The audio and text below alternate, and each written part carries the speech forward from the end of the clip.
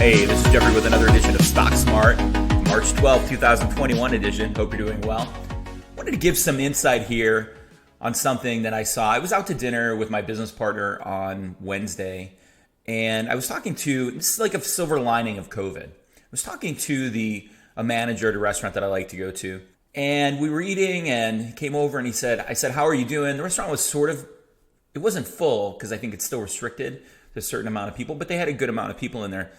And I asked him how they're doing, and he said, well, we're doing really well. And he goes, you wouldn't believe how much takeout we're doing. And so what I think is the silver lining in this whole COVID thing for a lot of these restaurants is that they've become proficient when they probably never thought of it this way. I bet in the past, these restaurants that are mostly known for dine-in places, they've become very proficient at takeout now. And you wonder if they'll keep that up. But this is like the silver lining. And I asked him, I said, it's interesting because maybe now more people will choose you as takeout food because there's a lot of places, mostly what do people order takeout? It's the same thing. We order Chinese food, pizza, a couple other things, but most things are not great takeout. Like during COVID, I didn't eat a filet ever from takeout because it's not good when you take it out.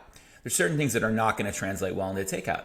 But as these restaurants have gotten more proficient at handling takeout orders, you'd be surprised. I think that this is going to be now another aspect of their business that maybe helps them when the reopening as restaurants start to get busier and busier. Again, though, if they start focusing only on their dine-in business, you wonder how long they'll stay as proficient as they've become.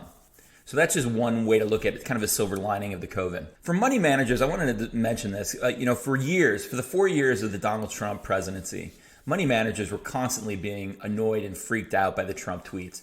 Any one Trump tweet could send the Dow Jones or the S&P 500 one way, 1% to 2% on any given day. We had some monstrous down days when Trump was in office because he would say things about China or trade or the steel industry or anything. Now, as money managers, our biggest scare, and it's a real scare, by the way, I keep looking at the PPI, which came out today, the producer price index and the consumer price index, and looking for bigger shifts when we're going to see that real inflation number. And again, I want to remind people, those indexes are not being done the way they were done a year ago.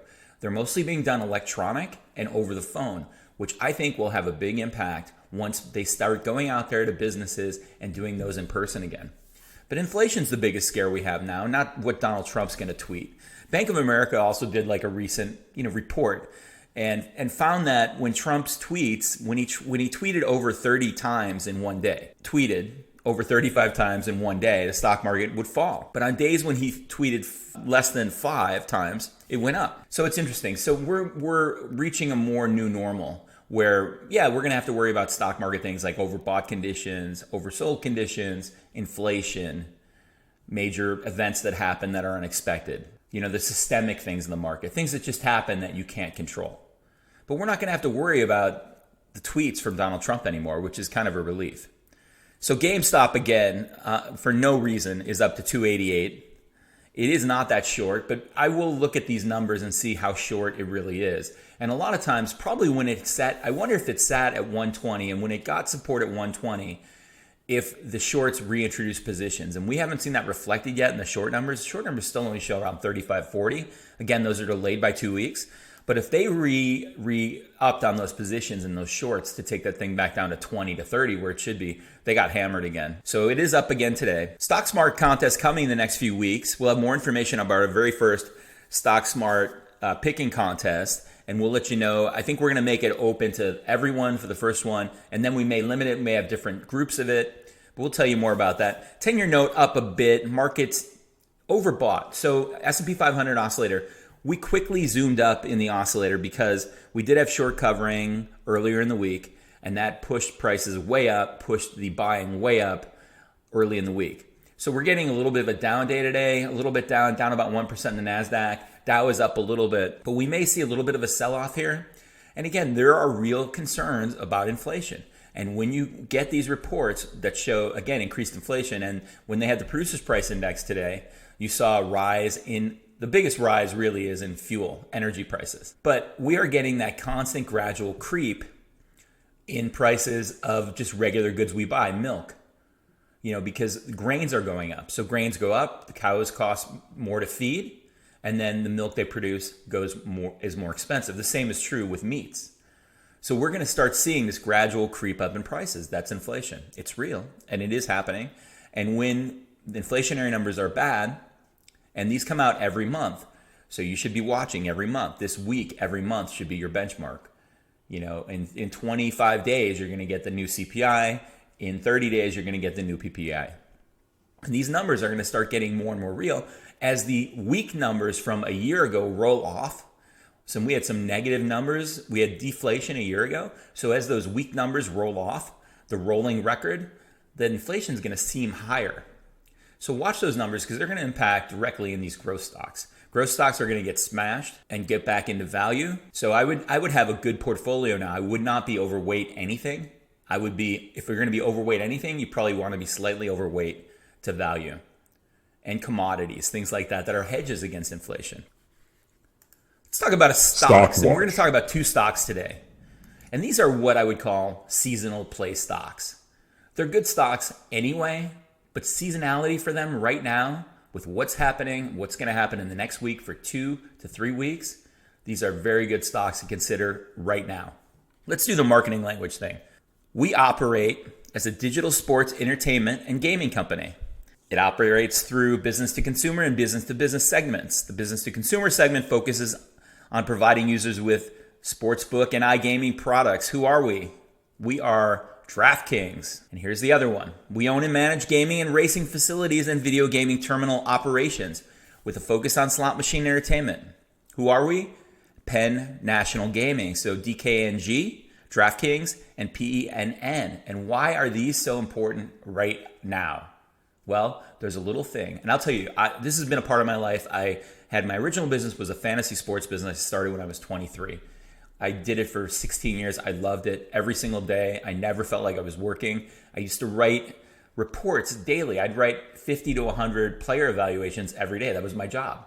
And I did articles and I went to games. It was the greatest job ever. Did it for a long time. And just like any job, no matter how much you love it, you get bored of it. And so I stopped that business as I built another business. But I did love it. I'm very well versed in the sports community. And I can tell you there are 3 major times when sports and gambling become the focused on thing. And I can tell you one of them is right in our face. Number 1 would probably be the Super Bowl. That is one of the largest days for gambling ever. It always is. Number 2, and these are all NFL related. NFL is such a big deal for gambling. The other one is probably the opening weekend of the sports or the NFL season. That is generally a huge weekend. Vegas is packed. Gambling goes way up on that because people have been aching to get out there and gamble again. And number 3 is what we're looking at right now, which is March Madness. March Madness starts Sunday when the tournament brackets are announced, and you'll see at your office, there'll probably be distraction if you're in your office because everybody will be filling out their pools. Well, 2 companies that stand to benefit greatly from this are DraftKings and Penn National Gaming. One, online gaming. DraftKings is going to have tons and tons and tons of draft pick your pool contest, pick the right team contest, all these different things on DraftKings, and all the gambling that they can do in the places where they're legislated to allow that.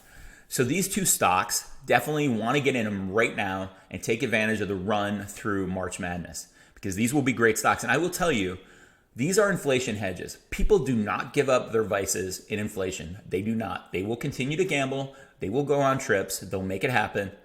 Maybe not as many trips, but they'll continue to gamble. They're still going to do other things, and they will continue to drink. Those things are recession proof. When things, even with inflation, they're going to continue to still have a good time. And so DraftKings, Penn National Gaming, great stocks to look at right now. I got a question from Roger. Roger wants to know when a portfolio manager comes on like CNBC or one of these other financial news shows and he says, we're overweight Amazon or we're overweight Apple. What does that mean? Well, in general, it means that they really, really like the position. If a portfolio manager says we're overweight, it means they are either adding to it to get overweight or they are, or they have a lot of the position and it's grown because it's grown so much and they're keeping it at that position. Generally when you have a portfolio, it's made up maybe of 20 positions. Now, if you have a 60-40 debt to equity ratio or 40-60, 40 debt, 60 equity portfolio, that 60 part, which is equities, generally is made up of about a bunch of stocks, a basket of stocks that may be no greater than 5% each. And so overweight could be when a portfolio manager has a 6 or a 7 or an 8% position in a portfolio or groups of portfolios for that given stock. And a lot of these growth stocks are overweight in a lot of portfolios because they made so much money for people in the last year. All these high growth stocks, all the technology stocks, software as a service stocks, they all did amazing last year. So that is one of the reasons also we're getting this rotation, because portfolio managers are reducing and rebalancing all the time. Generally, portfolio managers will rebalance twice a year. Some do it once a year. Some do it quarterly. But that rebalance generally on growth stocks will happen and people will shave positions off gradually. And you'll see that. So hey, another great show. Thanks for listening. Appreciate the questions. Questions at jeffrey@jeffreycamus.com. Appreciate all the listeners. And we'll see you again next time on Stock Smart.